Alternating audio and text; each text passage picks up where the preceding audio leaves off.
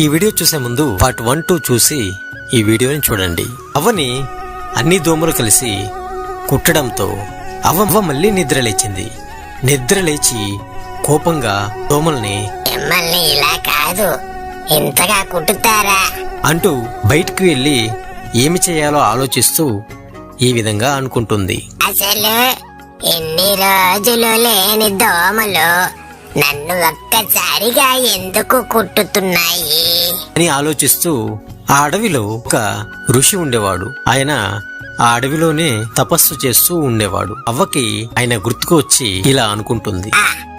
ఆ స్వామి దగ్గరకు వెళ్ళి అసలు ఏమైందో కనుక్కుందాం అంటూ ఆ ఋషి దగ్గరికి బయలుదేరుతుంది. ఋషి దగ్గరికి వెళ్లి, స్వామి నన్ను మీరే కాపాడాలి, ఉన్నట్టు ఉండి నన్ను దోమలు భయంకరంగా కుట్టుతున్నాయి స్వామి, నాకు నిద్ర లేకుండా చేస్తున్నాయి స్వామి అని చెబుతుంది.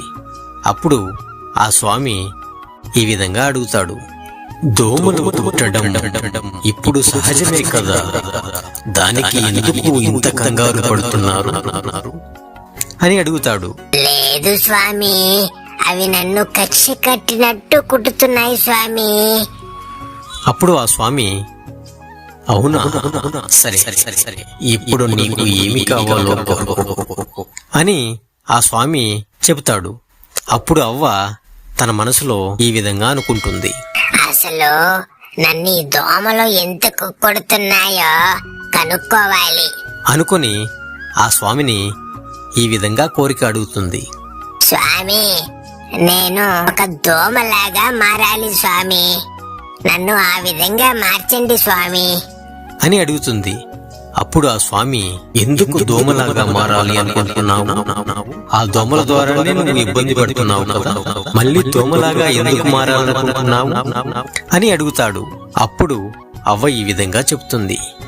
నేను ఆ దోమలు నన్ను ఎందుకు ఇలా కుట్టుతున్నాయో తెలుసుకోవాలి స్వామి, అందుకని నేను దోమలాగా మారుతాను స్వామి అని చెబుతుంది అవ్వ.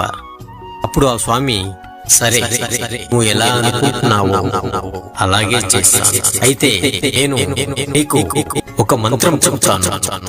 ఆ మంత్రాన్ని జపించి నువ్వు ఒక్క దోమలాగానే కాదు, ఏ విధంగానైనా మారగలిగే శక్తి నీకు కలుగుతుంది. ఈ మంత్రం నీలోనే ఉండాలి, మరెవరికి ఎట్టి పరిస్థితుల్లో చెప్పకూడదు. మరొకరి చెవులో నువ్వు ఈ మంత్రం చెప్పినచో నీకు నువ్వు అక్కడికక్కడే చనిపోతావు, ఇది గుర్తుంచుకో. అలాగే స్వామి, ధన్యవాదాలు, నాకు చెప్పండి స్వామి మంత్రం అని అడుగుతుంది అవ్వ. అప్పుడు ఆ స్వామి